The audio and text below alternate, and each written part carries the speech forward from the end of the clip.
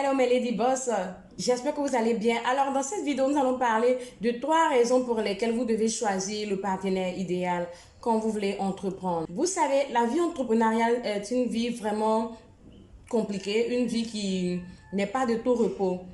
Vous pouvez avoir des déceptions, vous pouvez avoir des situations qui tournent mal. Et si vous n'êtes pas avec la bonne personne, je vous jure que vous risquez de craquer ou vous risquez d'abandonner. Et c'est valable pour les hommes. Mais comme je suis en train de parler aux femmes, alors je vais m'adresser essentiellement aux femmes. Numéro 1. Vous devez avoir un homme qui vous comprend, qui vous supporte et qui supporte votre activité. Il ne sert à rien de prendre un homme, de vous mettre avec un homme qui a, on va dire, qui a sa carrière. C'est pas impossible. Votre homme peut avoir sa carrière à lui et vous allez avoir votre carrière autrement. Pour ceux qui ont déjà démystifié le monde de l'entrepreneuriat, ceux qui ont déjà réussi dans l'entrepreneuriat, ceux qui ont atteint la véritable richesse et la stabilité dans l'entrepreneuriat, nous ont toujours enseigné qu'il vaut mieux être avec une personne qui est dans le même secteur d'activité que vous. C'est pas vraiment partagé pour ceux qui sont dans le salariat, non. Mais on parle ici d'entrepreneur parce que c'est ce que je connais le mieux et c'est ce que je maîtrise le mieux. Parce que l'entrepreneuriat a des normes que le monde du salariat n'a pas. Donc, il est toujours recommandé de se mettre avec une personne qui épouse les mêmes idéologies que vous concernant le monde entrepreneurial pour que main dans la main, vous puissiez avancer.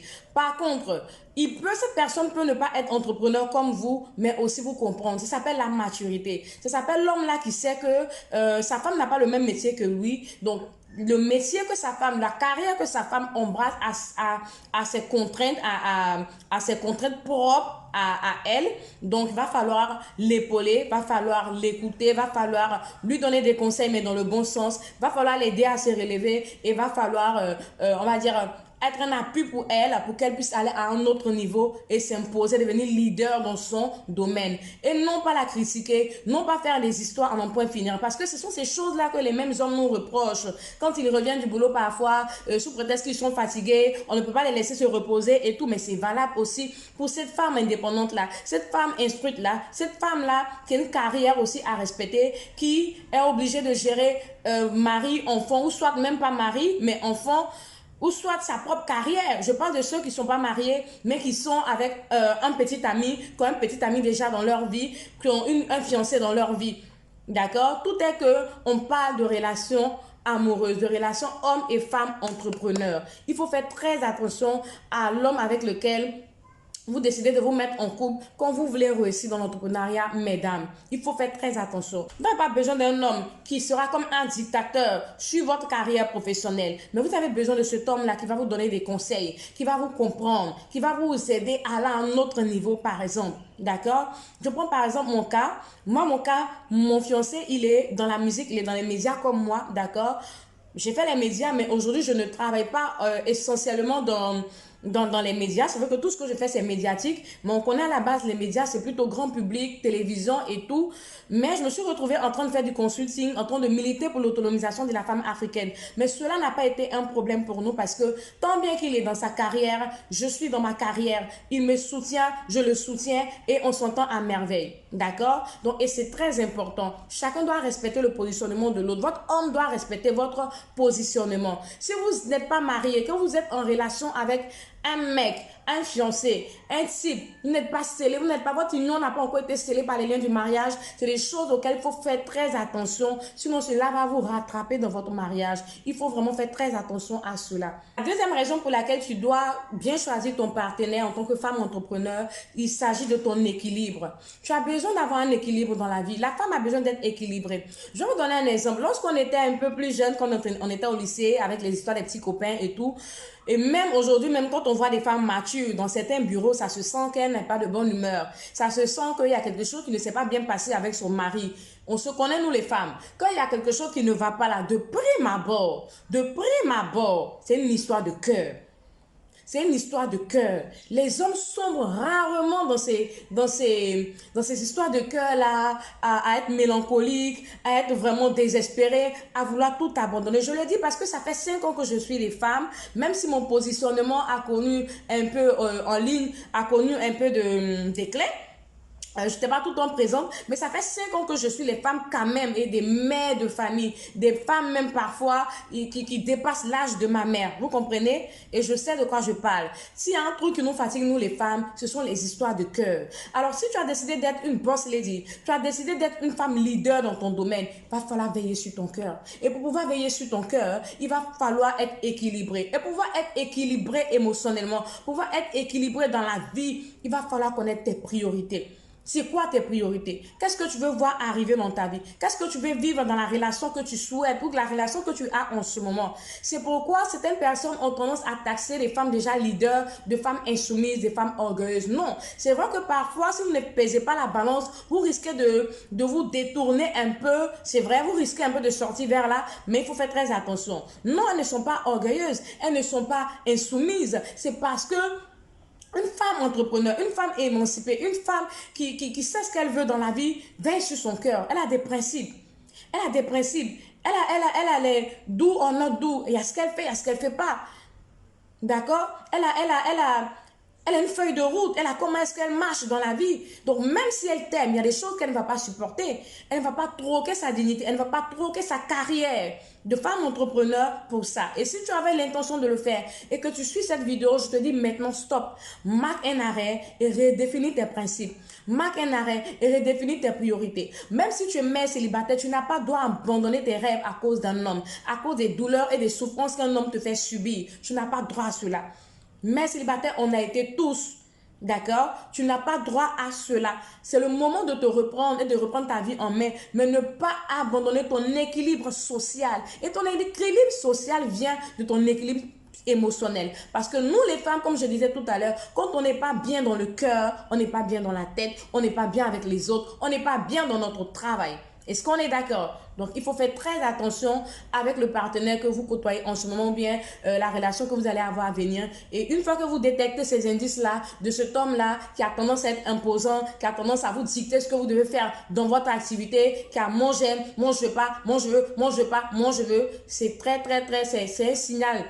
Ça doit être un signal d'alarme pour vous dire que vous êtes peut-être avec un pervers narcissique ou avec une personne qui pense que la femme est toujours cette femme-là, la femme africaine est toujours cette femme-là qu'il faut dominer, qu'il faut manipuler, dont il faut dicter les faits et gestes et les actions. D'accord? Alors, la troisième raison pour laquelle tu dois te mettre avec le bon partenaire en tant que femme entrepreneur, c'est ton accomplissement social.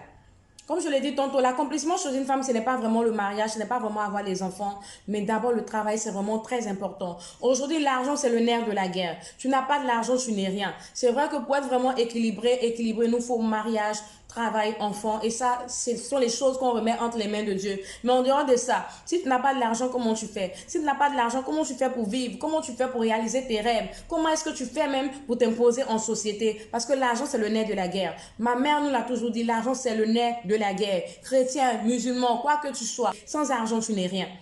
Donc, tu as besoin d'avoir un partenaire-là qui va t'aider à être accompli dans cette vie-là, à être accompli, à croire en tes rêves, à aller à un autre niveau. Quand tu fais un pas, t'aider à ce que tu puisses faire le deuxième pas, t'aider à ce que tu puisses vraiment bâtir avec tout ce que tu gagnes dans ton business, même si c'est pas grand-chose, qui t'aide vraiment en t'apportant la paix, en t'apportant la sécurité, en t'apportant de l'amour et non la souffrance. Parce que lorsqu'il y a la souffrance, on revient dans ces deux premiers cas dont j'ai énuméré tout à l'heure. Il y a le problème de déséquilibre, d'accord, moral.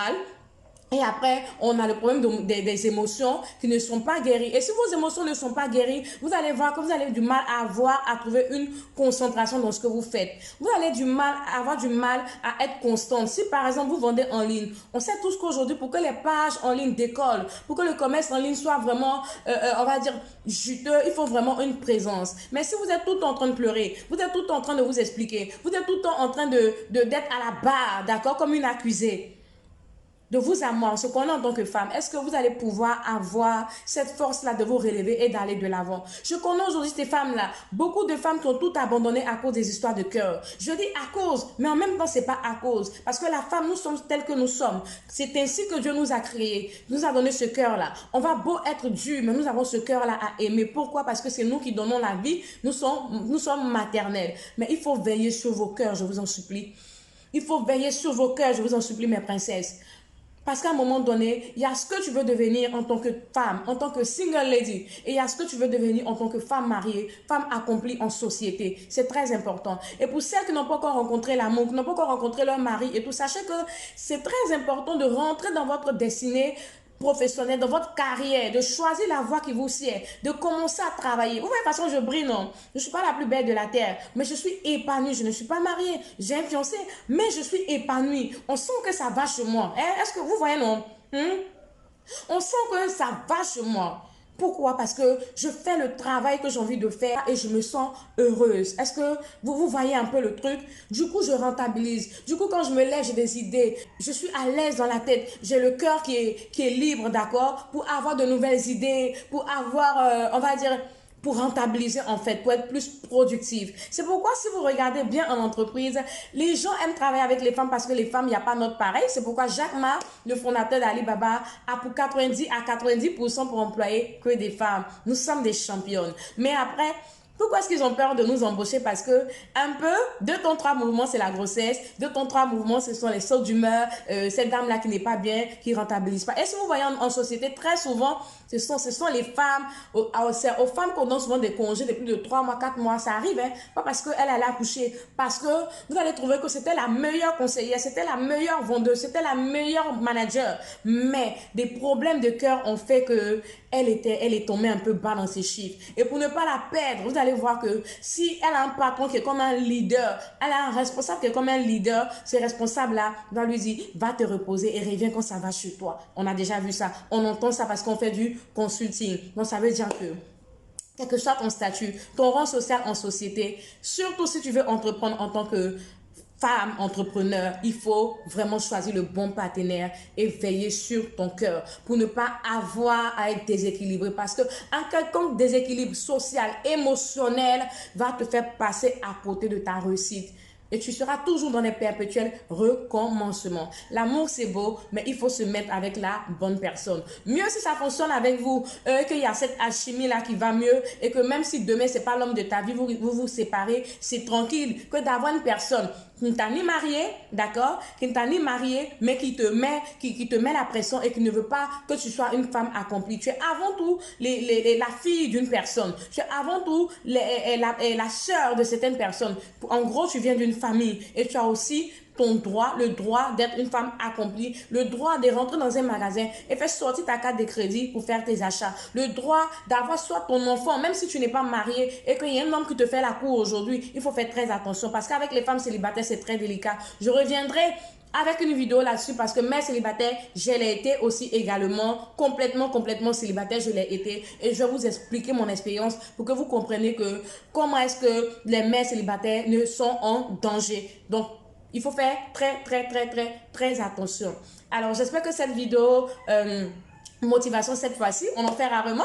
Cette fois-ci, il va vraiment te redonner le courage, te redonner de la force pour que tu puisses te relever, quelle que soit la déception amoureuse que tu rencontres maintenant, quelle que soit la situation que tu rencontres avec ton homme, ton fiancé, vous n'êtes pas encore marié, je ne cesse de le dire. Non, ne vous mettez pas dans des prisons dans lesquelles vous ne pouvez sortir ou des prisons qui seront vraiment très amères pour vous à l'avenir. Alors, on se dit à très bientôt pour une nouvelle vidéo et j'espère quand même que ça sera sur le business parce que je suis convaincue que la liberté financière est le véritable pilier sur lequel les femmes africaines doivent s'appuyer pour être libres en société. Bye!